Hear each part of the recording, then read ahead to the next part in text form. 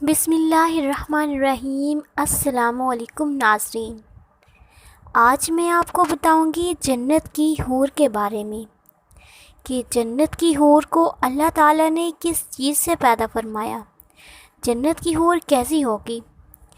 تو اگر آپ میرے چینل پر نئے ہیں تو چینل کو سبسکرائب کر لیں تاکہ آپ کو ہر نئی آنے والی ویڈیو مل سکے۔ آسمانی کتابوں میں اس مخلوق کو حور عین کہا جاتا ہے۔ حورا اس عورت کو کہتے ہیں جو کہ حسین و جمیل اور سیاہ آنکھوں والی ہو۔ قرآن مجید میں کئی مقامات پر ان حوروں کا ذکر ملتا ہے۔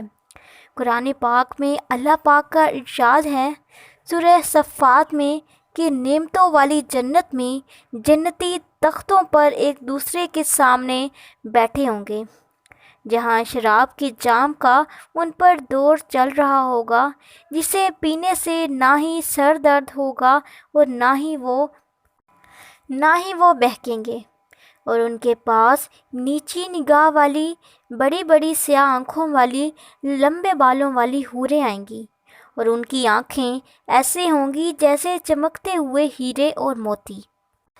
حور اگر زمین کی طرف جھانکے تو زمین سے آسمان سب کچھ روشن ہو جائے، ہر طرف خوشبو بھر جائے اور چاند کی روشنی ختم ہو جائے۔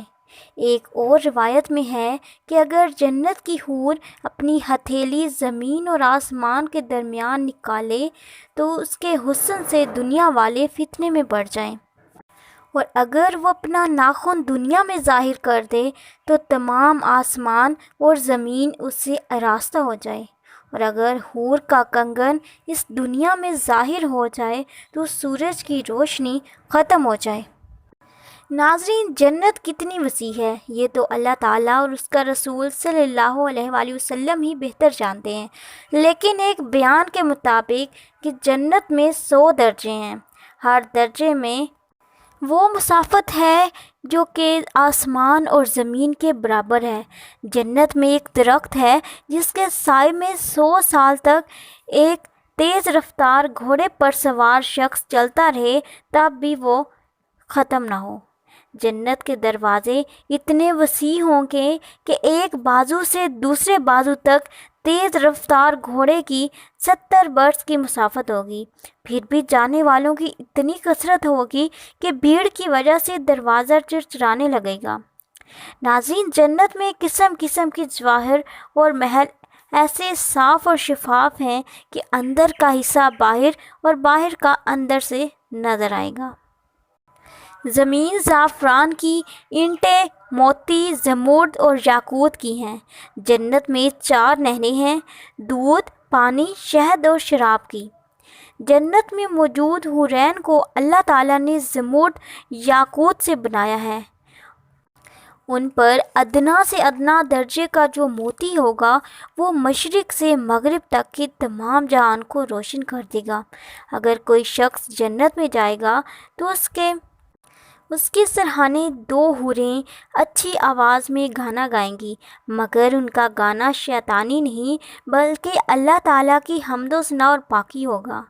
وہ ایسی خوش آواز ہوں گی کہ ایسی آواز نہ ہی کبھی کسی کان نے سنی ہوگی۔